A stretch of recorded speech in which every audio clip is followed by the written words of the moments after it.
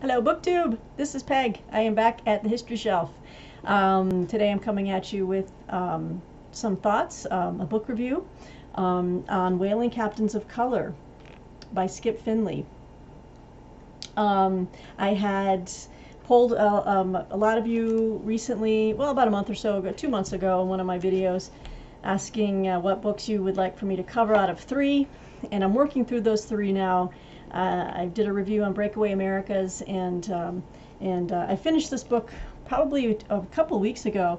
I apologize for not having this video up sooner. We are having terrible heat and smoke forest fires out in Colorado. As a result, every one of us here has been coughing and wheezing and just feeling rather crappy, let's say. But I am back.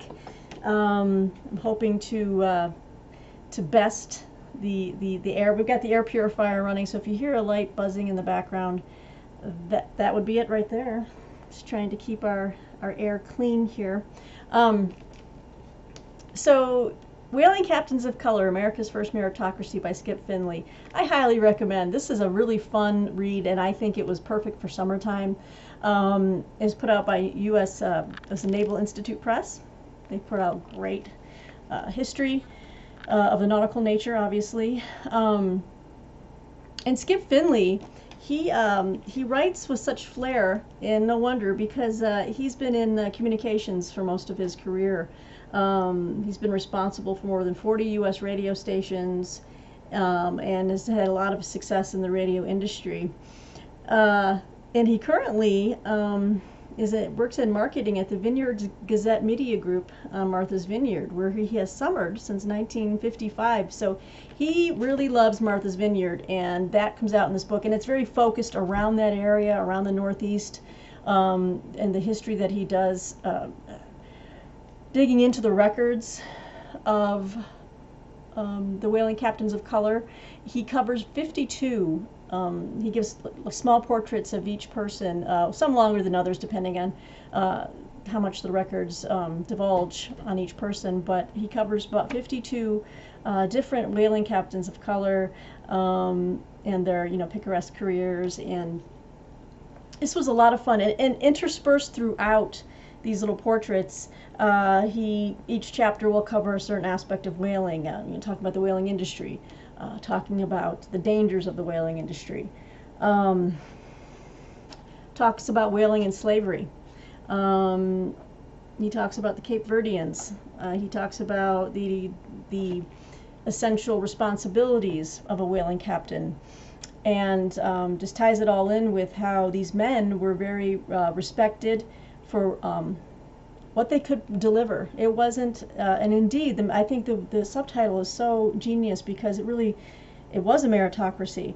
Race had nothing to do with it. If you were able to captain the ship, keep the men in line, keep discipline, good order, and bring that boat back safely, and with a cargo full of just barrels of whale oil, then you got the job and you kept the job.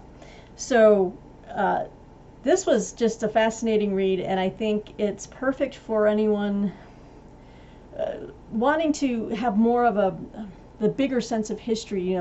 We hear a lot about how history is just so focused on certain groups of people, and that other people get left out in the tale of our country. And Skip Finley's book really answers that in spades. He really dives. Look at these metaphors. He's diving into this topic with, just, you can tell, a lot of passion. His research going into private family letters, county historical records.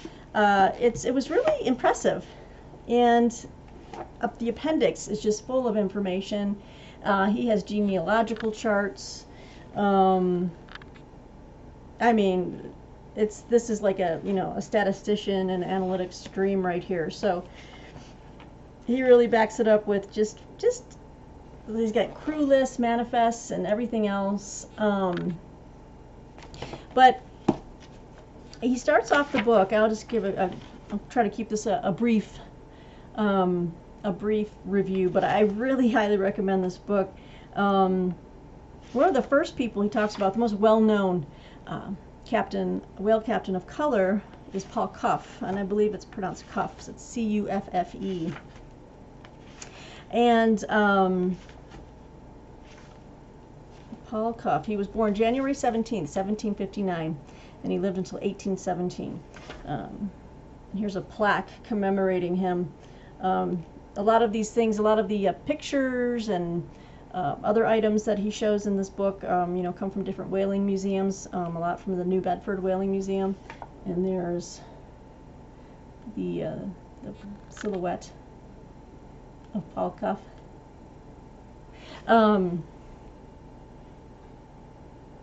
The seventh of 10 children. I'm just going to give you just a little bit about him, because Paul Cuff is definitely, he's kind of set the dynasty.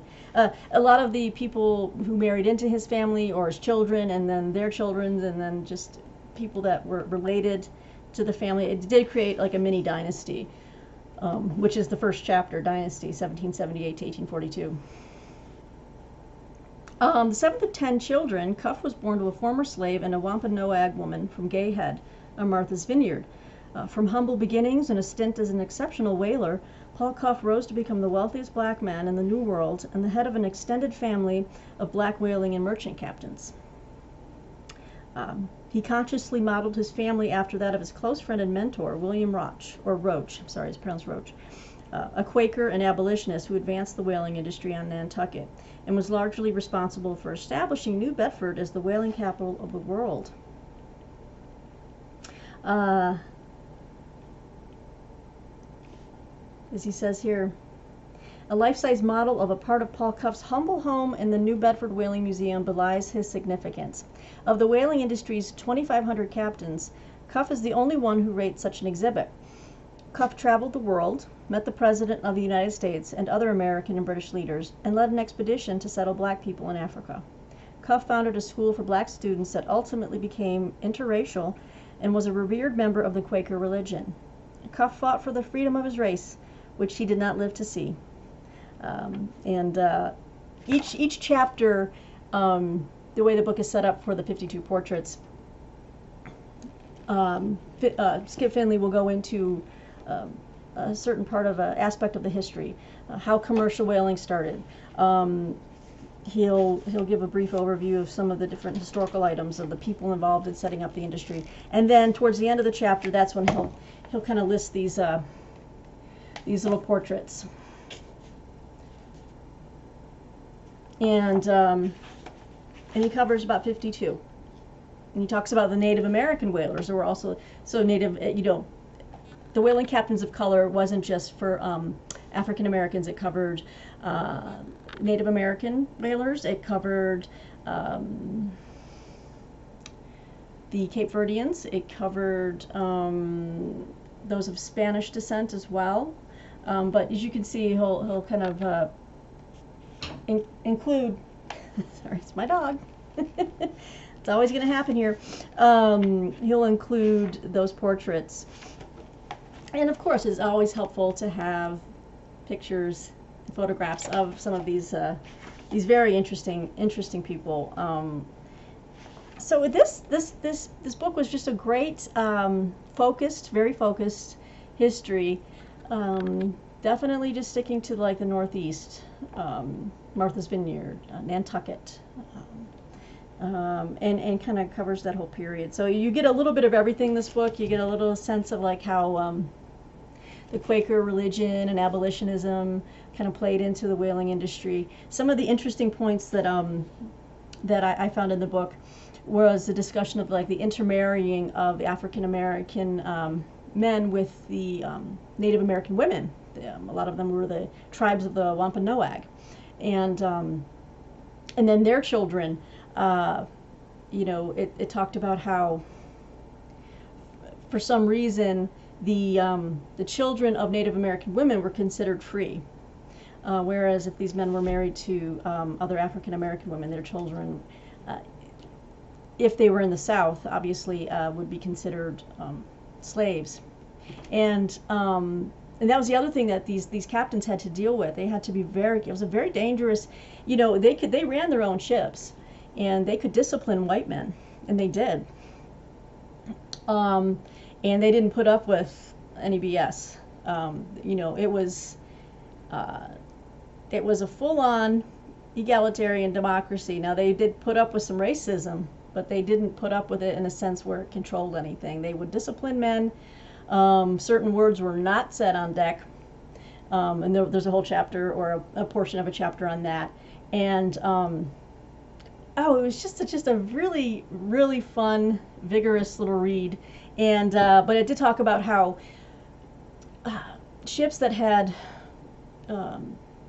captains of color, whether they were black or Native American or you know, Spanish or whatever, with mixed blood, there was a lot of, you know, mixed races going on here. They were warned, if you need to put into a U.S. southern port, you know, make it quick, make it fast, don't stay long, because in the South they would they could very easily take that black captain or whomever and return them to a state of slavery in the South. So that was reprehensible, obviously, and so that was another thing that they had to avoid, was delivering loads or cargoes to the southern areas. But up north, in the Northeast, it was accepted that these were the captains, and you know what? That's the way it was. Yeah. So and then you learned a lot about the whale oil industry, and how it died. Which was like the discovery of shale oil in Pennsylvania in the mid 19th century, I think, because, you know, the whale oil was just used for, you know, candles and other aspects. The baleen from the whale was used for like the corsets, I think, of women sometimes, because it was like it was strong enough to like make a, you know, the shape of the dress and the corset to shape the woman's body. But as technology advanced, and then you know, different types of plastic and wood combinations would it replace that need for baleen. So, which is, thank goodness for the whales, right? Because they really hunted down a lot of whales, and he gives the statistics for that. There were well, gosh, I should have probably wrote down the quick note on that, but just his chapter on how they actually caught a whale.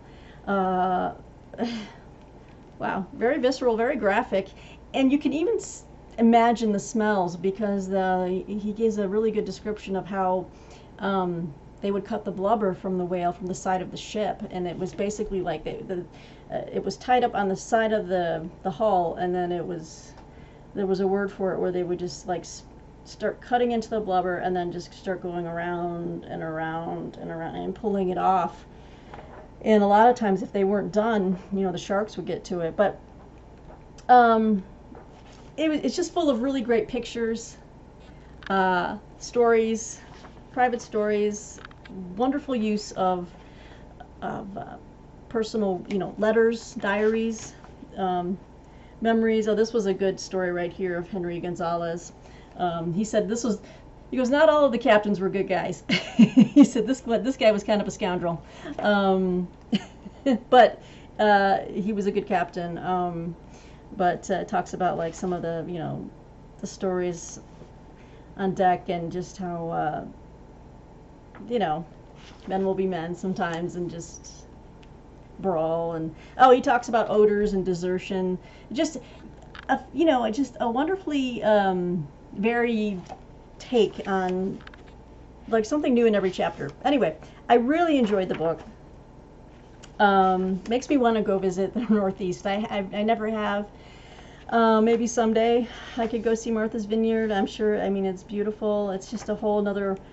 The closest I've gotten to the ocean is I lived in Florida for a while. I lived in Panama City Beach, Florida. So I was on the Gulf, and so, you know, beautiful white sand beaches and all that. But and then when I was a kid, actually, we would go to Cape May, New Jersey. So I do remember romping in the waves on the New Jersey coastline, facing the Atlantic. But it seemed like this was a really good read for summer. And again, I think it fills a need in history to really talk about people that have kind of been left out of history a lot. I don't let that marginalized. I really don't care for that word in relation to people, but it focuses on those who haven't had a lot of attention, and the history is there, and that's what I love about history, and that's why I talk about history at the History Shelf. And I love finding books like this that fill a need, that fill a void, and make our sense of American history all the more richer. So thank you, Skip Finley, for doing that. I look forward. I hope you're working on another book. Whaling Captains of Color by Skip Finley by Naval Institute Press. I really enjoyed this read, and it's a keeper for sure. I'm happy to put this on my shelf along with my other maritime history, and just what a fantastic read, you guys. So you check it out wherever books are sold. I highly recommend it. And yeah, until next time, guys, that's my book review, and we'll talk soon. Ahoy! I don't know what I'm doing. Okay, guys, thanks again. It was a good read. We'll talk soon. Bye.